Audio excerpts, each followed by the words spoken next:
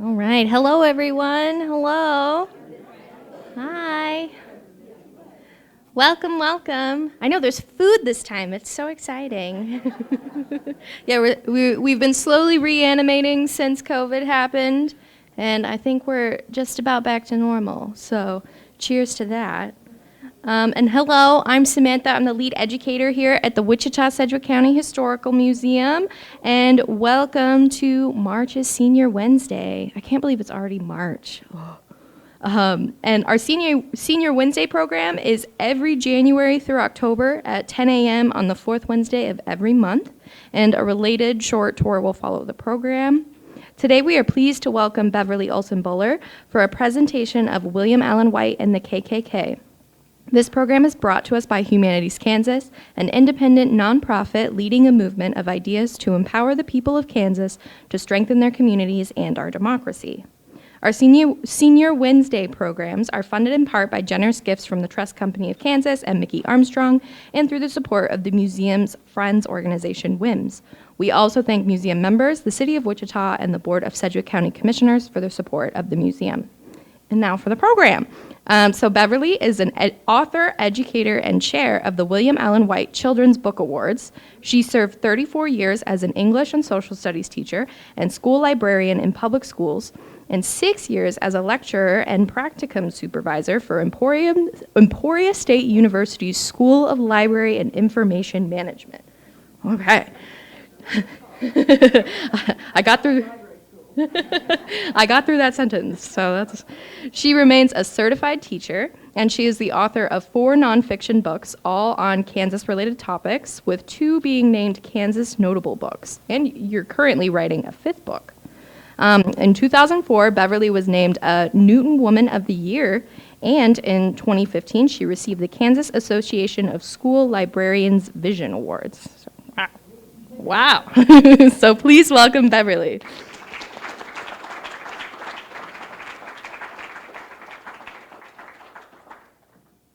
Sometimes when they do that introduction, I think they're talking about another person, and I'm like, well, and some of you in here, how many of you were teachers once upon a time? That's what I thought. We like to come to programs. And you kind of forget all of your accomplishments, and I like to think I'm still accomplishing things, but time will tell. I did write my first book over 10 years ago, and it was about William Allen White, because there was no book in my school library that kids could read, and they always wanted to know, well, you know, you give us this list of books every year, and how does William Allen White write all those? And I'd say, yeah, particularly since he's been gone since 1944. And so I would then find myself explaining who he was. And so over 10 years ago, I wrote a book that was accessible to, I wrote it at an 8th grade reading level, but I made sure it was full of pictures like this. It was full of the pictures and my newspaper articles and other little artifacts that we had scanned became part of the story. So about 5 or 6 years ago, I thought, you know, I'm retired now. Well, I've only been retired about 2 years, I guess. But I can continue to talk about William Allen White. There are still people who are interested in him and in history, of which he was part of. And so I joined Humanities Kansas. Back then it was Kansas Humanities Council. I have to remind myself. And I realized that when I don't want to just talk about Mr. White, I want you to get the full experience. So if you are not able to see the screen, please move, because I'm going to have some really interesting stuff.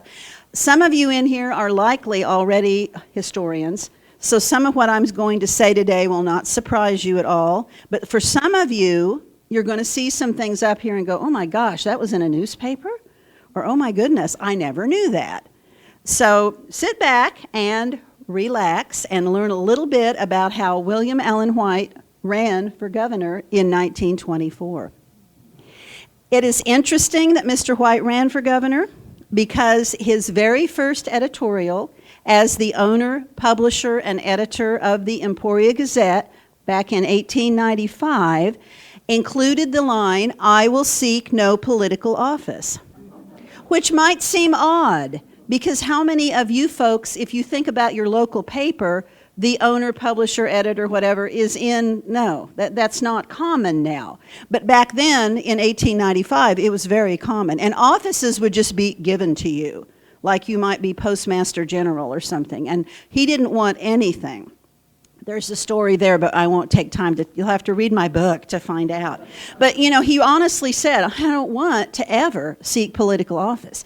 So why, in September of 1924, was he throwing together a campaign to run not just for Postmaster General, you don't run for that, it's appointed, but, you know, he was running, he really did run. His name was on the ballot, he was running for governor. His campaign was only 3 months long, and at least in the beginning, it was completely centered on the Klan. He had no other platform because, as he often said, I'm not running for, I'm not running for an office, I'm running for a principle, P-L-E, principle. And that was true. But as he went along, and you'll see, he eventually, I think he thought, well, I'm out here campaigning, I might as well throw out some ideas for people to consider. I think he always knew he would not be elected. What is interesting to me is that newspapers outside of Kansas carried this story. It was carried broadly. At one point, a reporter even came from London to cover this. The story of this middle-aged, well, actually, back then, 56 was not middle-aged. My husband always points out, you're not middle-aged. You're not going to be over 100. Thank you, honey. I appreciate that so much. And bless his heart, in William Allen White's day, he knew he would not live to be 100. Anyway, this is an example of one of the many pieces of press coverage that Mr. White, out here in Kansas, received in the national news. This cartoon was published in the New York World in 1924, and you can kind of tell by its subject matter that the campaign was almost over because the Klan is not winning in this cartoon. When my first book was published, my editor, of course we had to use this cartoon, and my editor called. He hunted down the family of Rollin Kirby, who is was the composer of this political cartoon, and said, we would like to use this cartoon in a book. And they said, oh my gosh, do you know no one has ever asked permission? This probably a lot of you, if you're a member of Kansas State Historical Society, they use this, and this is in lots of their journals. It's very famous. And he goes, well, he said, my author's a librarian, so she told me I had to ask permission. And anything from Life magazine did not get in the book, at least not intentionally, because we found some great things, but they had been in Life magazine, and they belong to a much bigger conglomerate nowadays. So yeah, I didn't want to take any chances. The important thing about the story that I am going to tell you today is that there is no doubt that in his own way, William Allen White saved our state from becoming overrun by the Klan. And he did that 97 years ago. So that's not right. It's more than that now. Anyway, you guys do the math. I was an English teacher, but over 90 years ago. Now, as I mentioned, William Allen White was middle-aged when the Klan first appeared in Kansas. As many of you know, it started after the Civil War, kind of went away for a while, and then in the 20s, different things were going on in our country, which we'll get to here in a minute. And so he was middle-aged when the Klan first appeared in Kansas. He already had role models for social justice and for racial equality. And he really already had a very full life. He did not have time to embark on a political campaign, but he felt that he absolutely had to do it. The years leading up to his time that he ran for governor were quite eventful. One important thing was, in 1923, just the year before, let's see, this right here, he wrote an editorial, and he wrote it the way he wrote What's the Matter with Kansas. On this one, he actually took a letter that he had written to a friend, and he repackaged it, and he put it in the paper. But it won a Pulitzer. And that was his first Pulitzer. He won one posthumously in 1946 for his autobiography.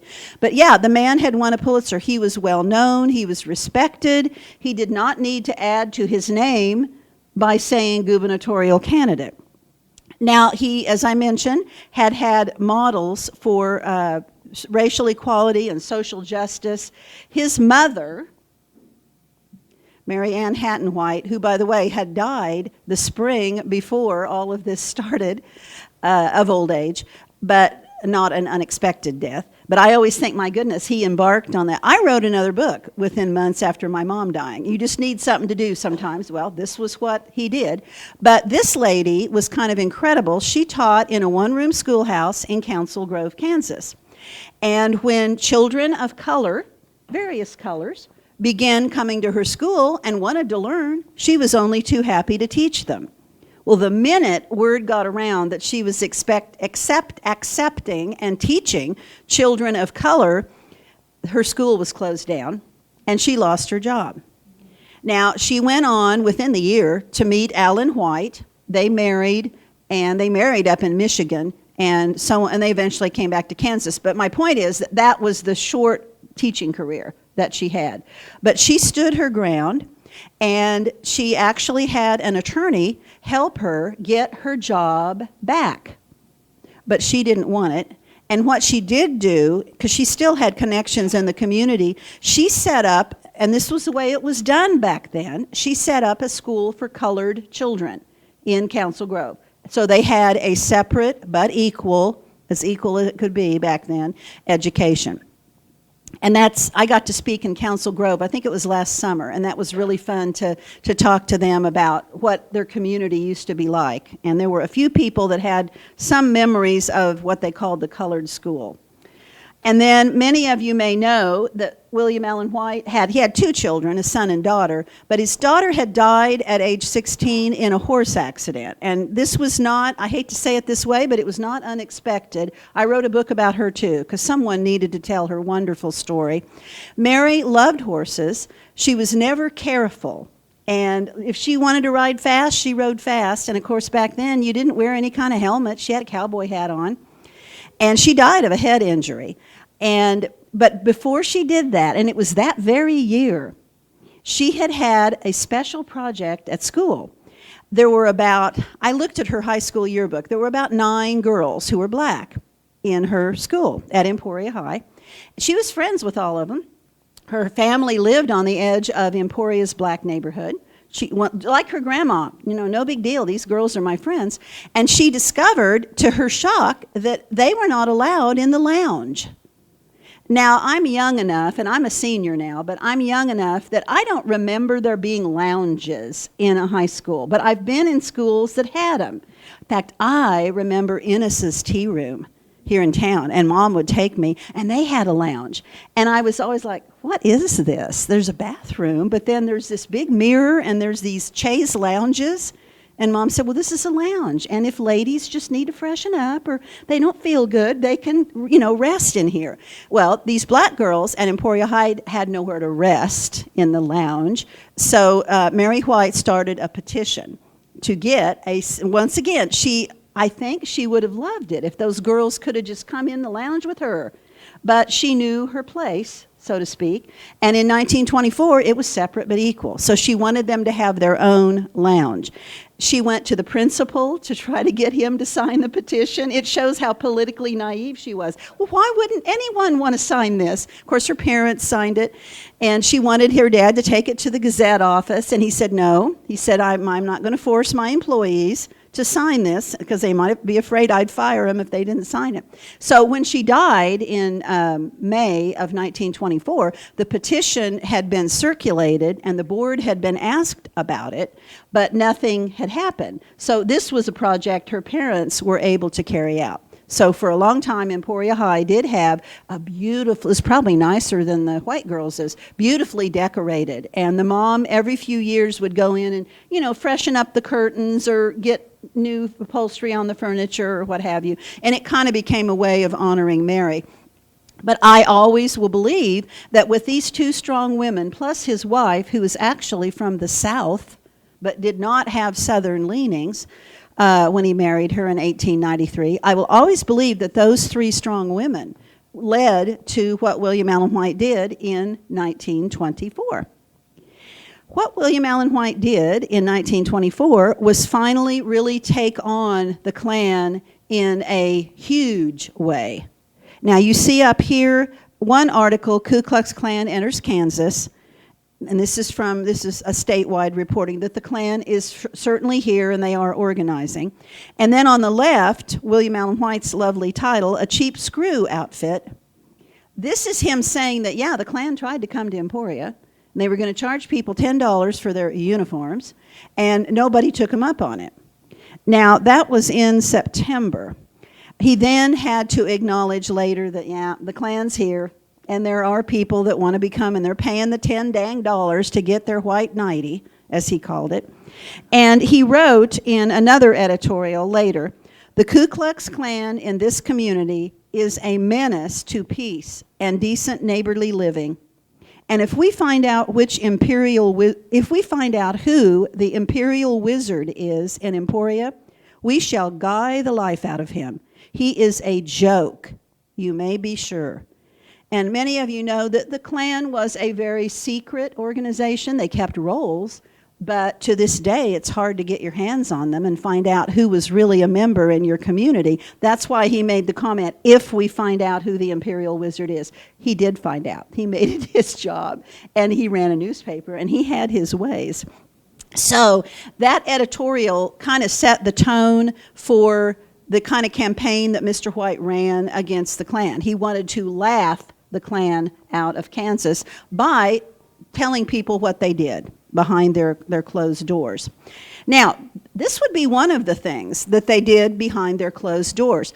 When I first decided I wanted to do this talk for Humanities Kansas, I thought, well, I wonder what kind of stuff is out there in the archives. I'm a big archive person. And I found this little card. It's the sort of thing that if you were attending a Klan meeting, you might be given this card, like, are you a member? No. Oh, here, take this card. And this card lists, you might call their platform on this. I found it very interesting. Oh, and I should mention, I found this in Harvey County Historical Museum archives. And Harvey County, I found out later, I get to do a talk there this summer, finally, and they published the Klan newspaper. It was published out of Newton. So there was obviously a rather large contingent. The largest contingent of Klan in the 1920s in Kansas was in my home. I grew up in Winfield. Cowley County had the most. And I got to do a talk there. I had over 100 people. And I had people going, I'm so sorry, my dad. I don't care. I mean, we learn from history, and you're learning. But I find this real interesting. This card gives away a lot. Does anyone here speak Latin?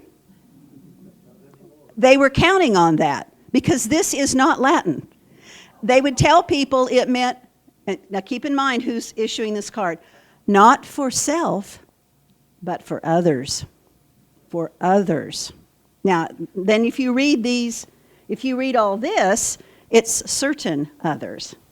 And in the 1920s, the Klan had enlarged what William Allen White would call their bigotorium, and they were including now foreigners, because of course they were taking people's jobs, and you can read for yourself there, but that's kind of their tenets. And my grandmother told me that my grandfather, when they came to town in Newton, he was a dentist, and he was looking for social organizations so that he could advance his practice. He was new in town, and the Klan had advertised in the paper. Now, I have not been able to find that ad, and I don't think they would advertise in a paper.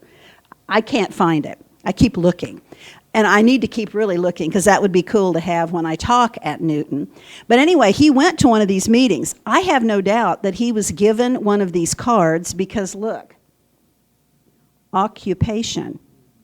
See, they wanted to get people like my grandfather. They wanted dentists and doctors and attorneys and teachers. They wanted professional people who probably had money, too, to bring more people to them. And so occupation is listed on there. Grandma said he sat down and listened to just a little bit of it and got up and left and never went back. But they must have presented themselves in such a way that this was an organization that he thought a young dentist would want to belong to. And indeed, not for self, but for others, they wanted to present themselves as an organization that would help. And I have some examples that you are not going to believe, and they came out of newspapers. Mr. White, in 1924, November 1, wrote this in an editorial.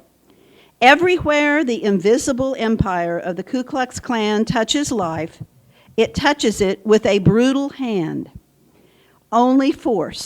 using only force, and never with a reasoning head or a kindly heart. And of course, they wanted to be seen as kindly. Now, I've been mentioning other towns. Let's talk a little bit about this town here. This article was in the Eagle clear back in Did I skip a slide? Oh, I guess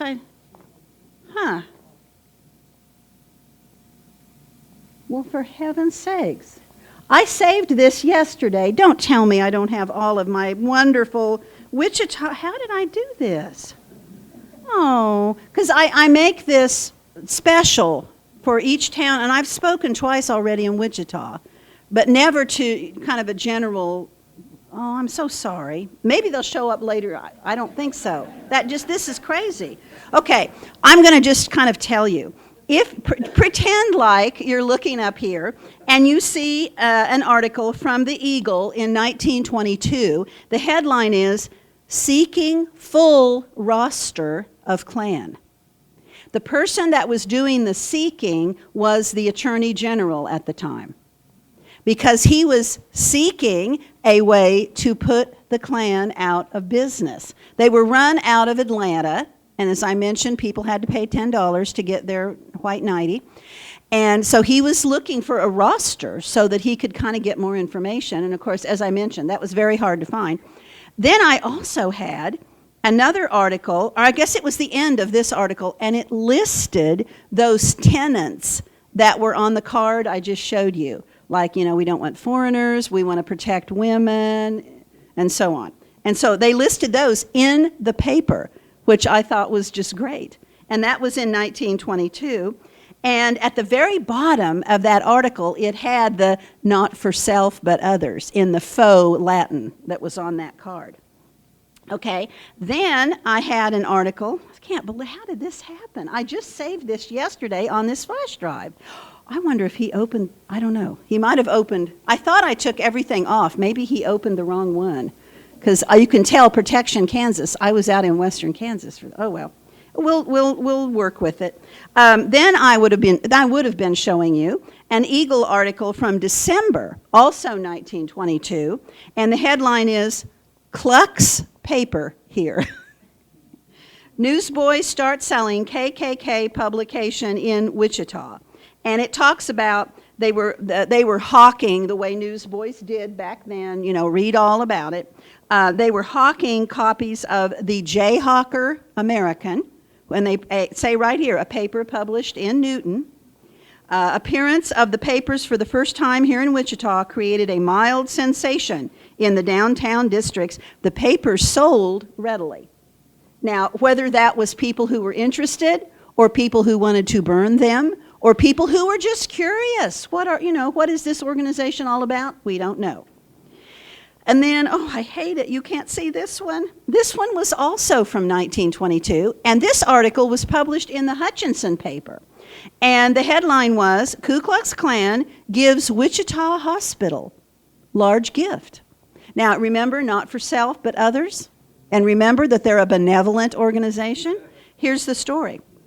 Members of the Ku Klux Klan appearing in Wichita for the first time in their robes marched in a body to Wesley Hospital tonight and gave the hospital authorities a check for $8,000, this is in 1922, $8,100, and a letter saying the amount would be increased by $10,000 on Sunday night. The check was turned over to the chairman of the board of directors of Wesley Hospital. Now, I'm going to skip that. They went on parade, but not around here. Speaking of them being benevolent, this is my very favorite one, and it is from my hometown. Yeah, I love it. KKK Santa Claus. So Santa was, the Kluxers, as Mr. White called them, were having a Christmas party, and Santa was going to be there. And my favorite thing is, children, bring someone else with you. Adults will not be admitted for want of room. I wouldn't go off and leave my child at a party that I don't know these people. And then colored children as well as white invited. What is that? That is them trying to appear what we would nowadays call inclusive. And they were not. So kind of crazy. And I always have people ask, what is the AOUW? It's the Ancient Order of United Workmen. I wrote a book about Winfield too, and there is still the building where this group met, and it says AOUW at the top in the stone, which is kind of neat. But I had to look it up because I remembered the building, but I couldn't remember what it was. I won't waste time with this, but these were the two articles. And, one thing I should have pointed out, 5,000 Klansmen in city is believed. This is November of 1922. Here's their list, which is similar to the one I showed you on that little card from Harvey County. It's very similar. And then, of course, here we are, not for self, but others. This card of application for membership is said to be headed by the quotation this, meaning presumably not for self, but others. Where they got that from. How they could presumably think it was that, I don't know. And then here's the article about the Klan paper. And then here's the one about Wesley Hospital. And I love it, I don't love it, but can you see people marching into Wesley Hospital in their robes? Those kind of robes? And okay, and then I showed you the Winfield one. Here's an example from Emporia in Mr. White's own paper from also 1922. And if you read the last line, this money was given to me by the Ku Klux Klan as soon as they found out my family was hungry. And they gave this family in 1922 $51.60. May God bless the Ku Klux Klan. And the people praise them for all the things they're doing. Well, William Allen White was not one of them that did the praising. But these are just some examples of what was in the press. Now, this is all leading up to the gubernatorial election of 1924. So Mr. White had sat by, and he was very fair. He said, if they want to put a letter to the editor, they can go right ahead. Otherwise, I'm just going to report the facts and let them stand for themselves. So he was very fair about that. Now, these are still out of order. This is just strange. Okay, no, here we are. I did that. Okay, now I'm back on track. Henry Allen, owner of the Wichita Beacon, if I remember right, was a very good friend of William Allen White. Their families were good friends. They had traveled together. And when this all started in 1921, 22, he was the governor of Kansas. And so White and he and other newspaper editors were talking back and forth about what are we going to do? How are we going to cover this? What can we do about it? So what Henry Allen's role ended up being was setting the stage for what happened when Mr. White ran. He was monitoring what they were doing. He had his attorney general be the one, I showed you the article, I finally showed it to you, from the Eagle, where they were trying to get the roster of the Klansmen. And so that was Henry Allen doing his best. And when he realized that the Klan was being entrenched. This article, let's see, do I have a date on that one? Do I have a date? That's 1921 even. But you see, Governor Allen says there is, sorry, I got big fingers here. I'm going the wrong way. Governor Allen says there is no law, and that was the bottom line. And he was looking for, what kind of state statute are they going up against? Or what are they doing that's criminal, that we can actually prove? And so he was really looking for that.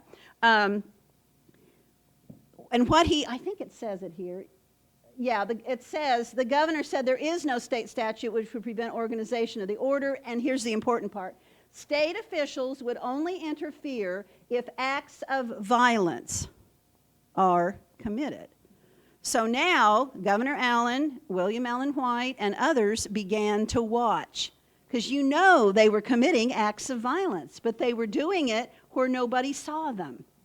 And they didn't have Facebook back then, but somehow Klansmen knew where out in the country they were meeting and were going to burn a cross, or what house they were going to terrorize, here in town or whatever.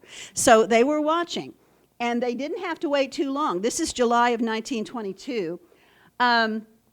This article, Probe of Klan in this city, this was when the railroad shopman strike was going on, so Ark City was really on the hot seat. Well, the Klan, Ark City's part of Cali County. That was where there was a big Klan influence there. And so Governor Allen received a telegram today from Ark City informing him the Ku Klux Klan parade and demonstration scheduled there for Friday night has been called off. I'll show you why it's been called off. That's this article.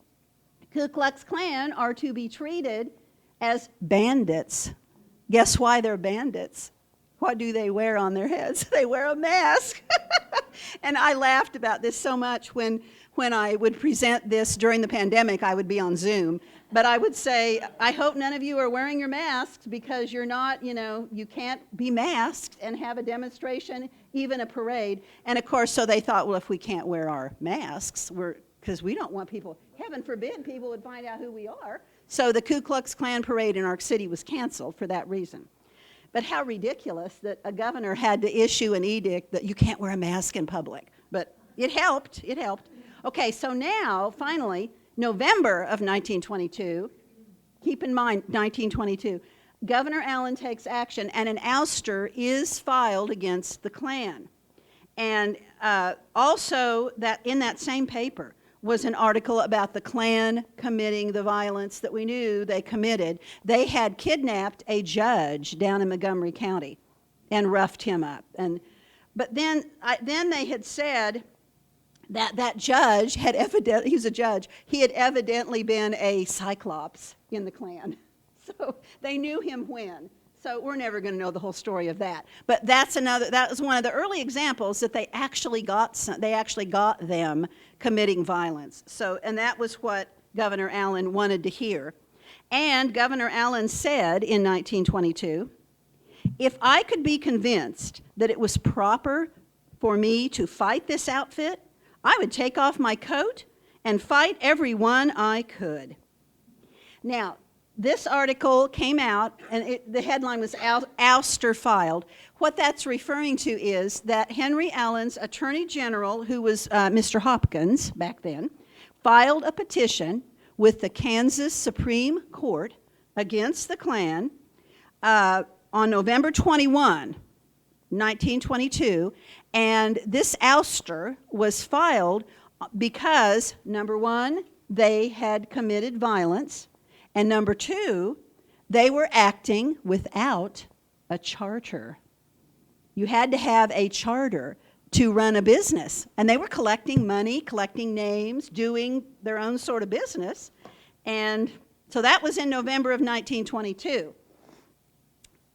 Here in Wichita, this was reported, this is 1923. It's still going on. Klan of Kansas makes defense in ouster suit. And, now this says it was started last summer. Anyway, he was then the Attorney General who demanded the Klan in Kansas comply with the law regarding charters. And so they were trying to say, they did, in 1921 to 27, they did an awfully lot of spinning in their PR. I mean, they chose their words very, very carefully. Well, we don't really have a charter, but I don't know. The Klan continued to receive, I started to say fair coverage. I don't know how fair it was. William Allen White continued to have fun with the Klan into 1923. Here are some examples of him. You have a good view, sir. You're really enjoying it. I know. They are hilarious. And, keep an eye on your nightshirt. because, they might steal it and wear it. The new Ku Klux Klan organizer is in town. He is tall and skinny and claims to have the longest nightshirt in Kansas. He hangs out at the Imperial headquarters on West 5th. Well, the Gazette is at Merchant and West 6th. So the Imperial headquarters, which was supposed to be a secret, was now in the paper. And you'll see Mr. White went further than that. And I love this one. We don't hear so much about the Klan lately. It may be they have to lay low until their 90s get back from the laundry. So, and now Mr. White had a son that had survived, Bill, and he lived to be 73 years old. He was at Harvard during this time.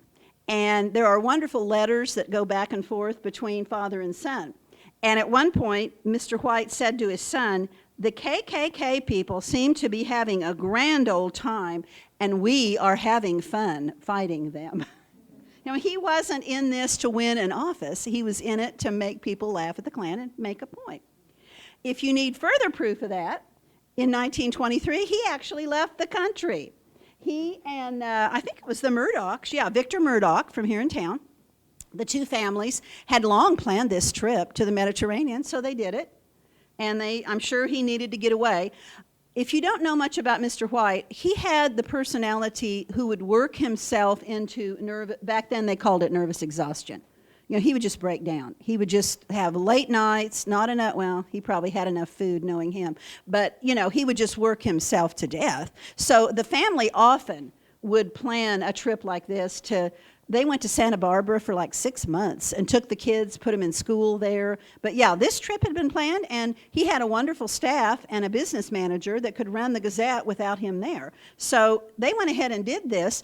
And keep in mind, he didn't have text or email or messenger.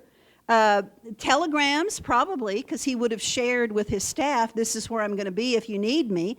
So he probably got telegrams. But when he came back, Emporia had been totally infiltrated by the Klan. An accountant running with the support of the Klan defeated this guy, hotel proprietor, one of the hottest mayoral campaigns or contests in the history of Emporia, you can read. And he won pretty handily. So now they have a mayor who has ties to the Klan. And then a stack of handbills advertising the Ku Klux Klan lecture Tuesday night in a field near a neighboring town was laying on a counter in the main office of the city building. So, it's infiltrated. And the fact that it was laying in the main office of the city building, there's nobody saying, "Oh, put that in the trash can." They're being supported. And then I want to tell you a little bit more about this because this is so William Allen White. The dining room at the Broadview Hotel was crowded Saturday night at a Ku Klux Klan lecture. In addition to Emporia people who heard the lecture, Klansmen from neighboring towns attended. Now, that was almost 1924. That was November of 1923. And a little bit about the Broadview. It still stands in Emporia, and it's it's not the Broadview anymore, but it's catty-corner from the Gazette. So Mr. White could have very easily kept an eye on what was going on. And it was a big deal to get this fancy hotel. And all kinds of organizations were planning their workshops and their state conventions and so on, because it had the dining room and all the rooms and the meeting rooms. It was a very big deal for Emporia. So the Broadview formally opened September 21, 1923. And they put an article in the paper because the Broadview Hotel was full Friday night, every room in the building being occupied.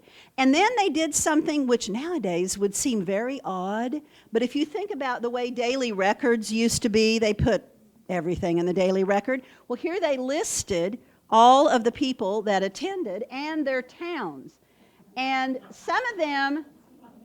Yeah, it's hilarious. And but now I didn't want to bother putting the whole thing in. But some of them were from like Italy or France, because there was a Klan convention going on at the Broadview. So here their names are. But there was also an international music convention. And so then you get those people from Italy. Well, people in Emporia would read this and go, well, those aren't our people, but you can tell who the Klan's people are. To get those names, Mr. White did something that could never happen today. This story is authenticated because the man who did what William Allen White told him to do wrote a book. His name was Frank Clough.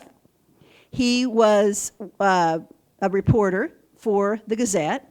And Mr. White told him, hey, I want you, once things settle down over there at the hotel, I want you to run across the street and borrow the register. Because we want to go ahead, we want to honor those people and put them in the paper. And so, to their credit, the little person working the desk said, no, you can't have our register. Okay. So he went back and told Mr. White, and this is what the guy wrote in his book. Mr. White said to him, if a copy of the Broadview Hotel register for today is not in our office by 7 o'clock tonight, the name of the Broadview will never again be printed in the Gazette, except in cases of police raids and similar events. And according to the guy that got it, the register was given to him about 6 p.m. And of course, here's your result. Also in that book, Mr. Clough says that, okay, this was November 19, this other one's November 22, and he said, why are we putting this article in that's complimentary to them, to that hotel? They let the Klan meet there. And he goes, you know, if you spank a child, give them some candy afterwards. So here's the candy. Last night, the Broadview Hotel had to turn away guests for the first time since it opened. The KKK District Convention did it. Soon we'll have the Knights of Columbus state meeting. How ironic. Emporia catches them coming and going. And you know, speaking of Knights of Columbus, I forgot to mention, Mr. White would often tell organizations, I don't know that he talked to Wesley Hospital, but certainly local organizations in Emporia, you know, if the Klan marches up the center aisle of your church and leaves $50 and your collection plate, give it to Knights of Columbus, which is a Catholic organization. And of course, they targeted Catholics. Yeah, I thought that was good. Or he would suggest other folks that could be given to. Don't keep it for yourself. Give it to the people who the Klan would not want you to give it to. So that's kind of a funny story. And now that was in 1923. Well, that was almost 1924. So now it's 1924. And the primary is shaping up. Mr. White, as a newspaperman, is keeping his eye on who's going to be running. And he became aware that both of the candidates, Paulin, who was from, Parsons, I think. Anybody know? It doesn't matter. Southeast Kansas. Paulin was from Southeast Kansas. And then Davis was the incumbent. And he knew for a fact that Davis had been a Klan member. And he was pretty sure Paulin at one time, and of course he would say that, are you a Klan member? Not at this time. Talk about spinning. Not at this time. No, I'm not a member. Not at this time. But Mr. White noticed that the businesses around Emporia that had posters for Paulin in their window were owned by Klan members. So to his way of thinking, the people in Kansas can either vote for someone who claims he's not a member at this time, or someone who obviously has friends, so, you know, you can't find anybody to vote for if you don't want to vote for the Klan. So these were your choices. Now, these are actually the governors, but we all know history. You could have been Googling, well, who won that year? But these ended up being the choices. Davis actually ran on a very weak anti-Klan platform because he knew that was kind of his way of saying, well, I know that Mr. White's brought this up, so I guess I should bring it up too. So there they are. And Mr. White waited as long as he could, and he asked everyone. He asked Henry Allen, won't you run again, please? You know, you've had a couple years off. We need you. And he wouldn't. Nobody would run. And Mr. White finally said, okay, then I will have to do it myself. And so he got himself a new hat, and he printed a handbill that went all over the state. And he announced on September 20th, he had all of the press releases ready to go. So this was announced not only in Kansas, but across the United States. Anybody that wanted to pick that story up could do it. He did the same thing when he died. He had the press releases written up for his death. And all they had to do, all his son had to do was, send them out, because he wanted to be covered. And so he was covered for this. Probably at the heart of his little handbill is this wonderful statement: I want to be governor to free Kansas from the disgrace of the Ku Klux Klan. And I want to offer Kansans afraid of the Klan and ashamed of that disgrace a candidate who shares their fear and shame. I thought that was excellent. I mean, that is exactly why he ran. He wanted people like me to be able to say, hey, I can't possibly vote for those two. I just can't. But now I can vote for Mr. White. My vote may not do much of anything, but at least I'm not giving it to, well, I guess in a way you are. But, you could feel like you were making a statement. Now, in order to get to this point, Mr. White had to circulate a petition. That's standard. You've got to show that people want me to run for governor. He made a point of not circulating that petition in Lyon County. So no one that really knew Mr. White well did not have the opportunity to sign that. He wanted to make the point that it's not just people in Emporia area that want me, it's others. So he circulated all over the place. He needed 2,500 signatures, and he supposedly got 10,000. So his name was on the ballot. I get so disgusted sometimes. I'll hear someone speak on White, or I'll read an article, and he was a write-in. No. He was not a write-in candidate. He ran as an independent. His name was on the ballot. And some of you may know the story. Someone could do a talk on this for Humanities Kansas, Dr. Brinkley, because that's how Dr. Brinkley, the goat gland doctor, did not become governor. And Mr. White was part of that too. Was that like 1927? I can't remember. But he was a write-in.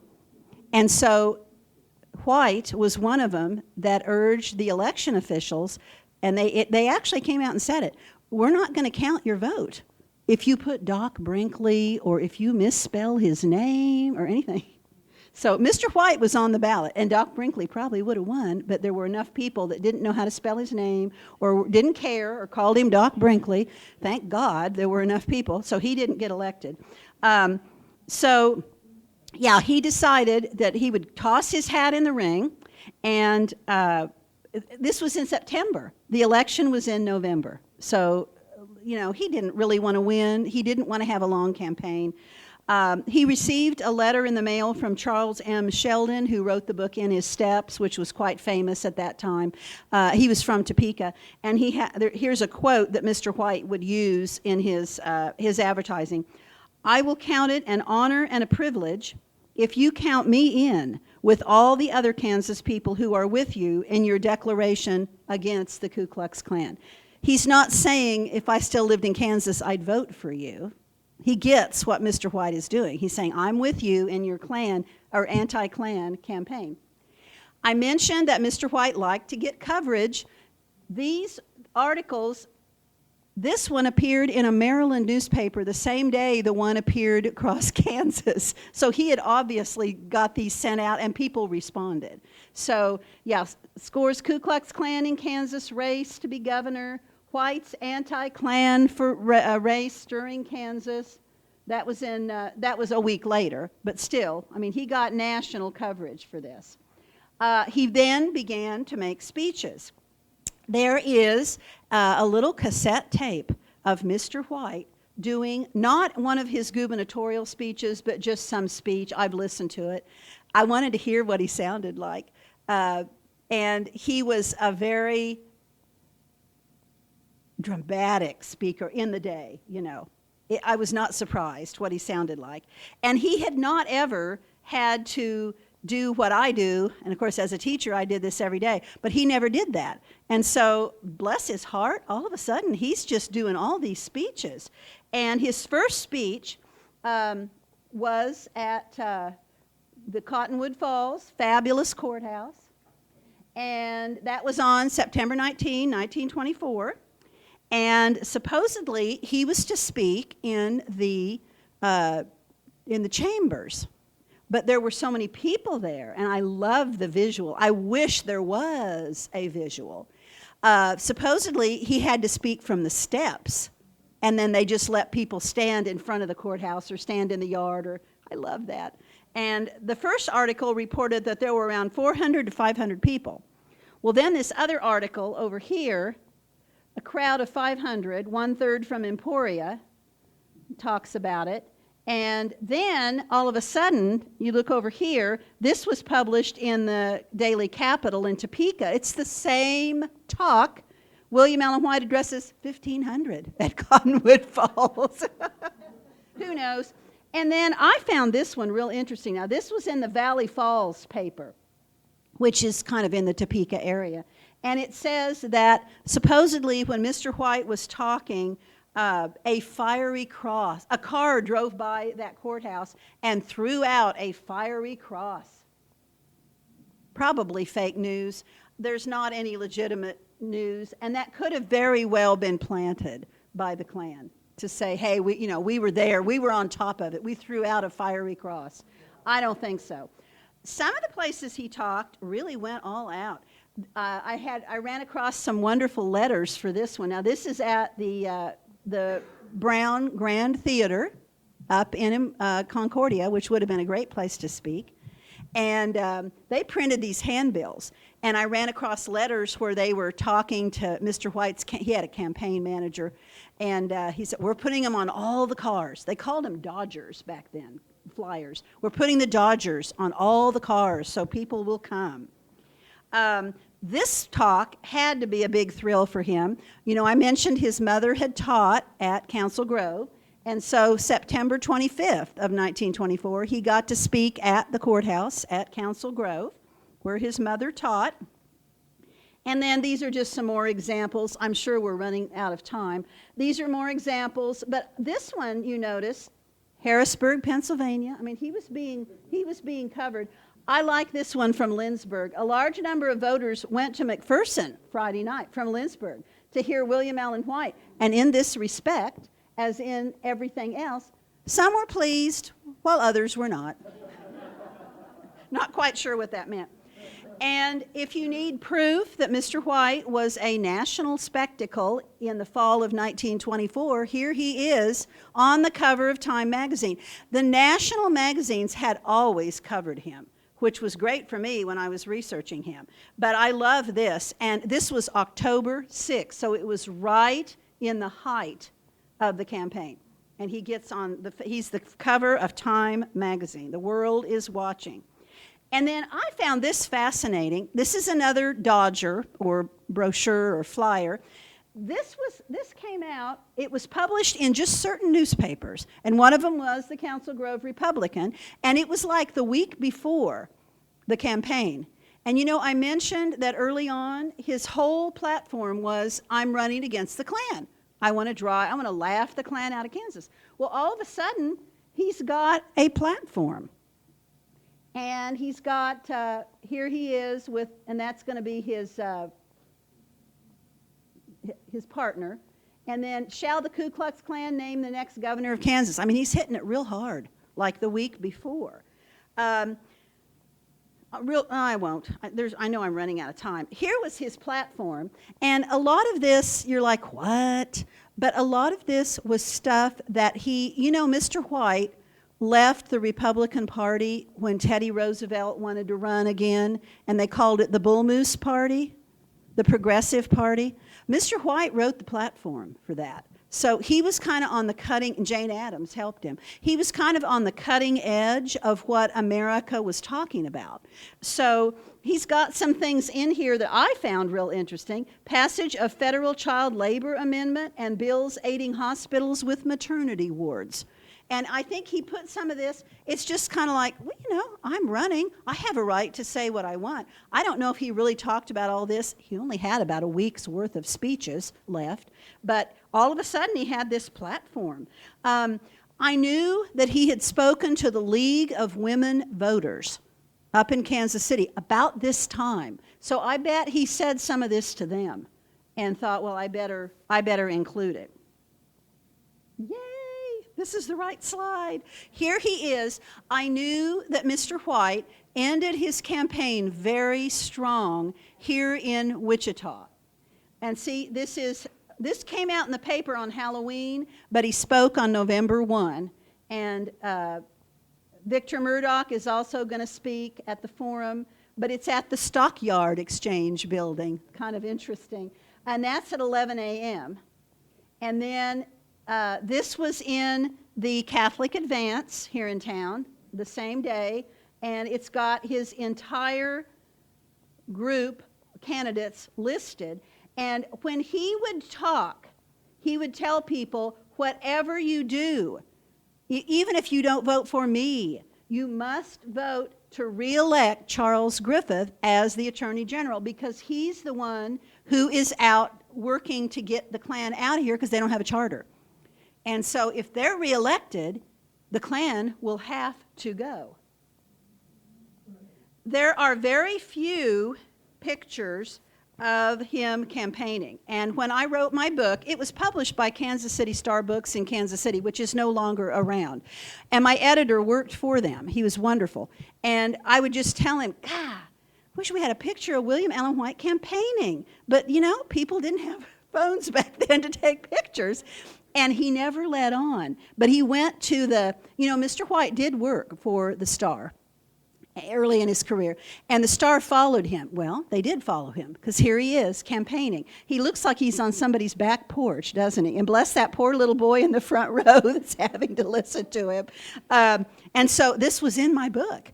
And I was like, where did you get this? And he said, it was in our archives at the Star. So and here I can use it again. This other picture, I found this at the archives at Emporia State, like most of my pictures. I can't help but think, and look at some of these faces, love them, these women. I think that's probably the League of Women Voters in Kansas City. And I wouldn't want to take on any of those ladies.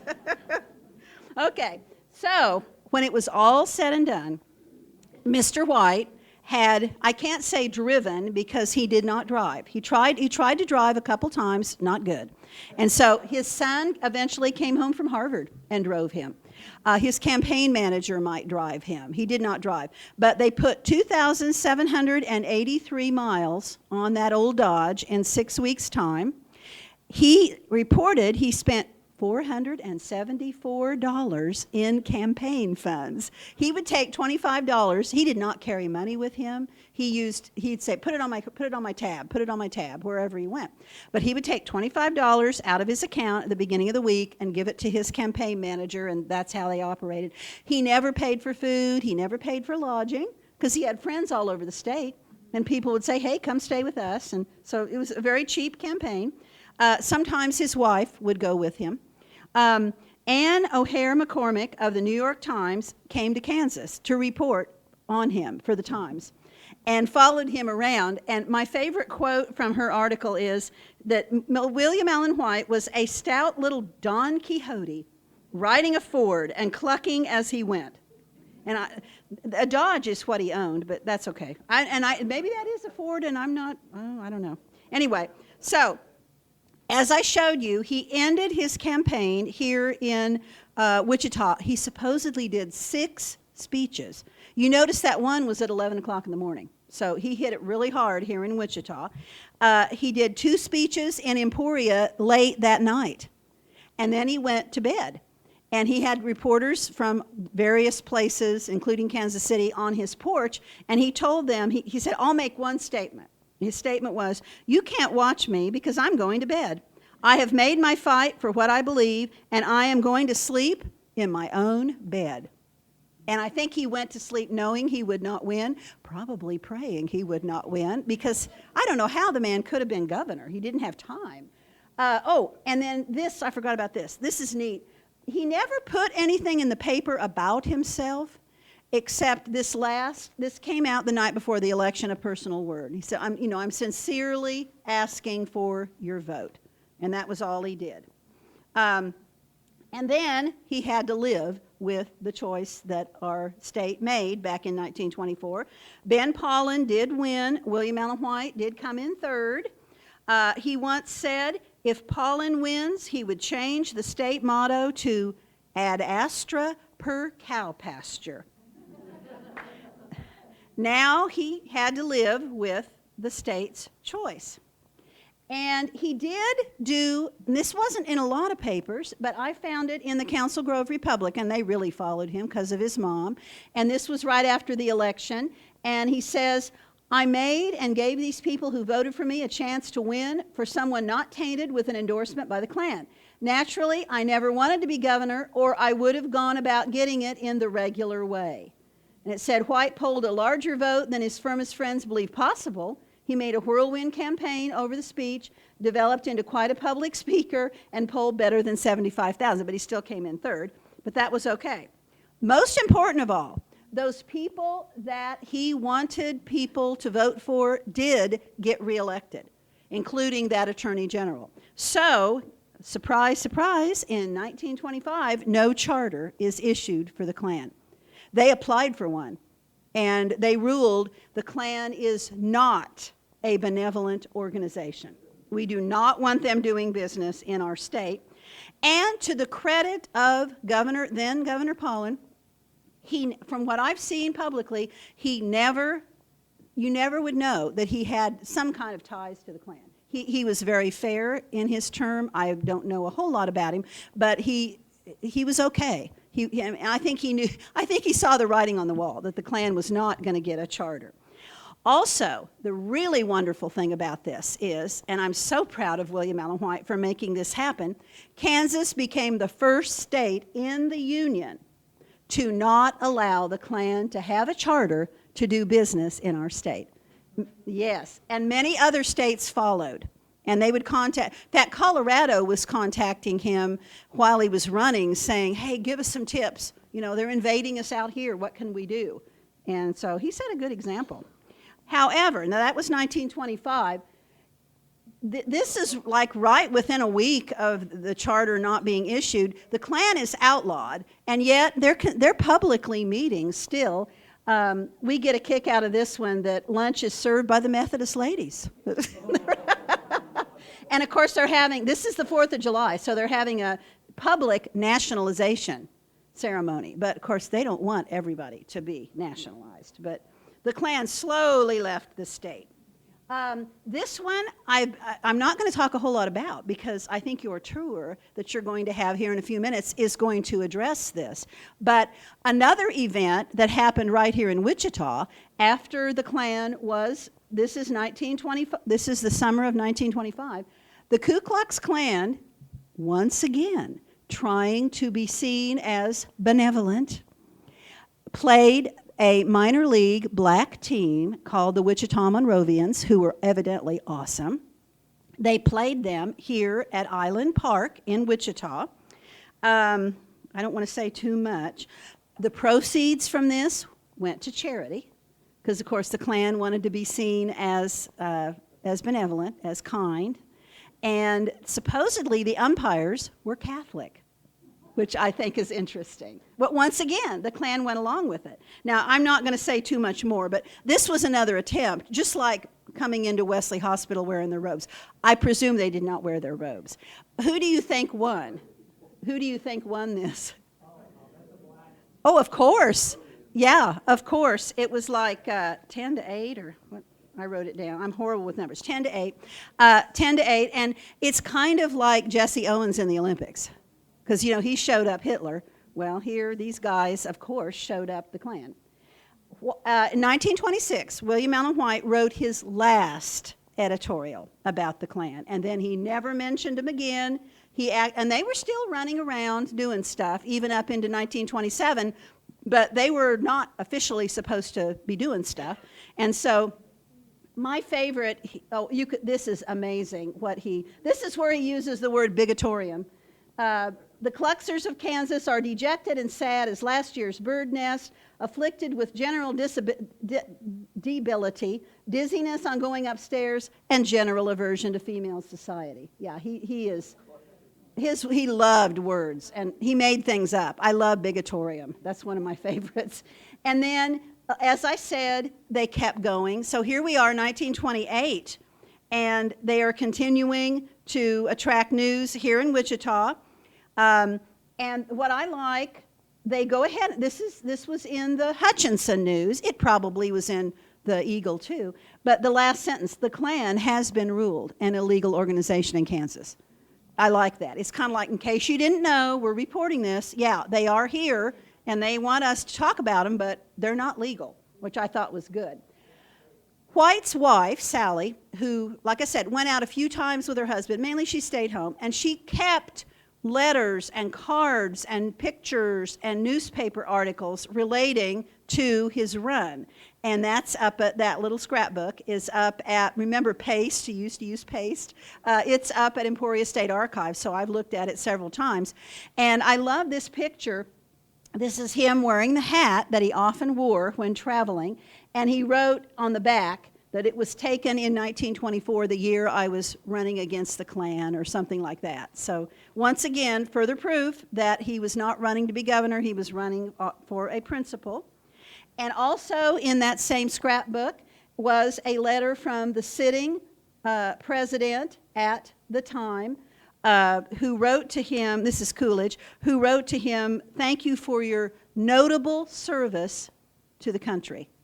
And this was an end-of-the-year letter in 1924. What other notable service did White do except drive the Klan out of Kansas? But he didn't want to say, "Thank you for driving the Klan out of Kansas." So I thought that was neat.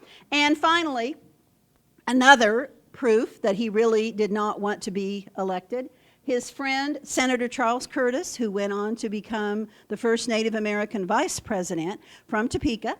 This is from a private letter that he wrote to Charlie. "I hardly need to tell you, Charlie, that I didn't want to be governor, and I didn't expect to be at any state of the campaign. I don't want any political office, elective or appointive. I just want my freedom, such as it is." And he got his freedom back after that election. And finally, I'll let William Allen White end our talk. He says, "The fact that I could get out and spit in the face of the Klan and had done it, had cleaned up the atmosphere. I was very proud of it all." And he still had 20 years left to serve his country. He died in 1944, and some of you may know he got very involved in World War II. He ran a national committee to aid the Allies. They called it the White Committee, until he finally had to quit because he was not in good health, and then he died in 1944. So, I mean, he continued to sacrifice himself for the good of his countrymen, really. And very quickly, I've mentioned my books. I wrote 2. They are available at Watermark Books and at your local library. And think about if you've not visited William Allen White's home. It's wonderful. It's up in Emporia. I'm on the board. We open April 19, and we're open, all the state sites now, open April 19, and then they close. It used to be on Halloween, but I think now it's more like mid-October. But they have a website. It's wonderful to tour. This was Mr. White's study, where he lay in state, if you can imagine, and Life magazine came and covered his funeral. And so there's a wonderful picture that I couldn't use in the book because it was in Life magazine of his pallbearers coming out this door and carrying his body to whatever they put it in back then, 1944. And the home was remodeled with designs from Frank Lloyd Wright. He wanted to use Frank Lloyd Wright. Oh, the most wonderful letters. I have copies of them. They're at Library of Congress. And Wright says, "Now, your home may pass away under the surgery that we're going to do on it." And Mr. White was like, "No, it won't." And of course, when it came right down to it, Wright said, "Those ugly old chairs have to go. You can't have that in here." So they parted ways. But if you go to the house, particularly in the living room, it's been remodeled. The front door used to be on the east side. But it's a beautiful old house to tour. And if you've been to the Allen House here, you must go to the White House. All right. Do we probably have time for questions? Yeah, very few questions. I'm sure no one has any. Yes, I have sir. a counter point of view. I knew when I came here that I'd be hearing probably the party line on this matter. People don't really know much about the Klan or the early history of this country. We're supposed to admire William Allen White, and yet, by his own actions, with the Klan, there was a lot of name calling. Oh, yes. And very, very little, oh, the Klan committed this crime on this date, the Klan. All name calling, but he was calling the names that the Eastern establishment liked. Right. And I was going to talk about the hotel incident. I thought that showed him in a bad light as a bigot using his It power. wouldn't happen nowadays, But yeah. it caused you guys to all giggle. You Yeah. thought that was a good thing. The basic line is, I believe in the free marketplace of ideas. If William Allen White didn't like the Klan or everybody else, what do they say that's wrong? What do they say that's false? But he didn't do that. He wanted to persecute them and the politicians with their phony baloney pretext of, oh, you're not a charter, you're not this. It was naked and shameful political discrimination and persecution, and yet we're all supposed to say, hooray! And I think he would agree with you there. Newspaper editors held great power in 1924, and he used it. And like you said, there's two sides to it, and by all means, choose the side you wish to be on. I think Mr. White did a fairly good job of being open. He always let the Klan put in letters to the editor and that kind of thing. But yes, it was in our state. I mean, you have to think back to how our state was founded. We were not a state that was founded on making people feel bad about themselves because of the color of their skin or their religion or anything. But yeah, thank you for that point. Yes? It's my understanding, the Broadview Hotel incident, many times the Klan would go under the pretext of a Masonic organization. That was the title. It's a Masonic organization meeting. And that White had the gall to say, I want to see who's registered for the Masonic organization convention, and fell into that. Also, his campaign coincided with finally the screening, or ironically, the screening Birth of a Nation in Kansas. Yes. Henry Allen kept that film out of Kansas Yes, he did. for 9 years. To his credit. And it showed at the Orpheum, and it showed, I'm not sure, the theater in Topeka about that Yeah, same time. it did. And there were ads, I think it was an Ennis's ad maybe, that said, come to Ennis's and visit our Birth of a Notion sale. So, My mother probably went, although she would not have liked that film, but oh my goodness. Something else I should have an ad for when you're talking about Birth of the Nation. Kevin Wilmot did a fabulous documentary. You can watch it anytime on PBS. He called it What's the Matter with Kansas.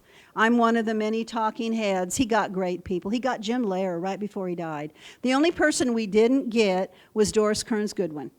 And I hate that, but her husband was dying, and we could not get her to even do a little short talk for us, because she had written the book Bully Pulpit, and we thought she would have been great.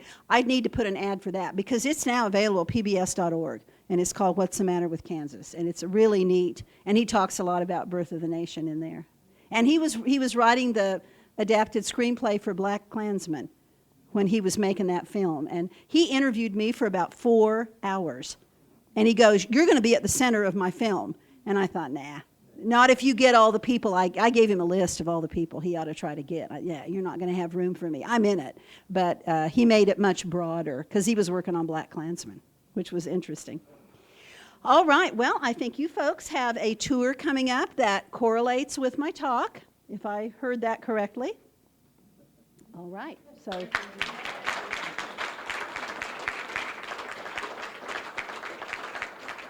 Thank you for being such a good audience.